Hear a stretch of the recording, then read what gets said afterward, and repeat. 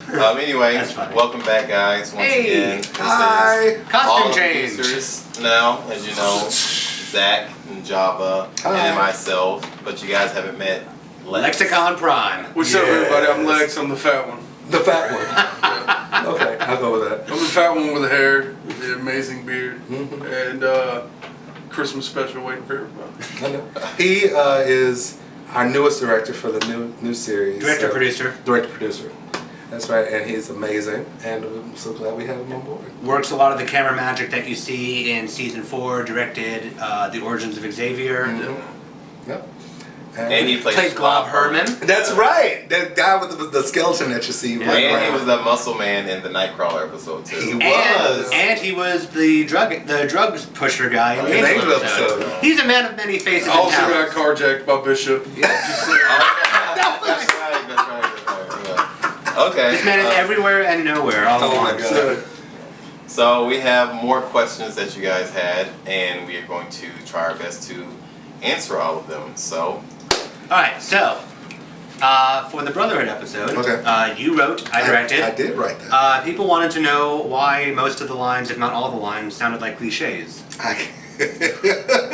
Okay, one thing you have to understand about writing an X-Men show is that we derive a lot of our stuff from the comic books. And the cartoons. With that particular episode, there was not really a definitive Brotherhood storyline, because every one of them contradicted another one.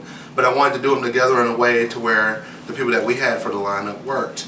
And the issues that I used, a lot of the lines in the scenes worked well, but then when it came down to putting it on paper, it was like one of those, do I leave it, do I not? So it came down to using the dialogue from the comic or going on my own. So some of the scenes I wound up just going with what the comic did and tried to make it work in a way. Well, I know with Iceman, a lot of times when I write him with a lot of ice puns just because it's funny.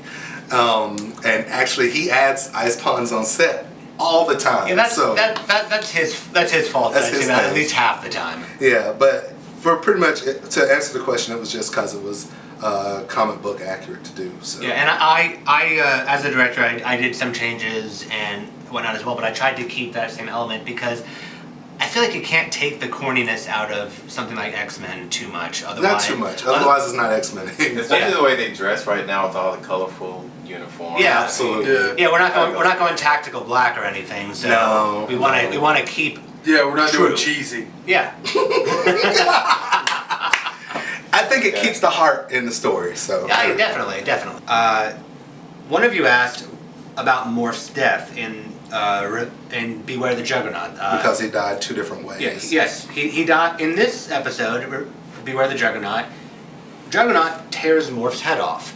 And that was a decision made by us to give Morph an original death. Morph was created for the cartoon. The animated series, yes, specifically for that. Specifically to die at the hands of the Sentinels. We, at the time of filming, were not doing the Sentinels. We were not doing Night of the Sentinels. But we wanted to give the X-Men some motivation. So we thought, why not bring Morph back, give him another variation of a death, something that we could, something we could work with maybe more later down the line. So we created a death for him. Later on, when Bishop screws up all the time, that death doesn't happen anymore. That doesn't happen anymore. So we kill him again. We kill him again. We kill him the way that you, the viewers, wanted to see. Exactly. And that's the thing that you have to realize with X-Men is that it gets rebooted almost every 15 years. And we wanted to stay true to that. And the fact is, X-Men deals with a lot of time travel. So where if the writers of the comics are like, I don't like that particular storyline. Well, this person did it. Bishop or whoever can control time at the time, let's screw it all up and start all over again. But also originally, we wasn't going to bring Morph back. So it was like, okay, we got to throw Morph in there. Let's kill him by having Juggernaut rip the head off. We always wanted to do a Night of the Sentinels, but it was like, we're probably never going to do it, so let's just go and just have him die. But then we did. And then Night of the Sentinels happened. So. So if you don't like the way that we're doing something, just like in the comics, wait a little bit. We'll do it a different way later. Probably.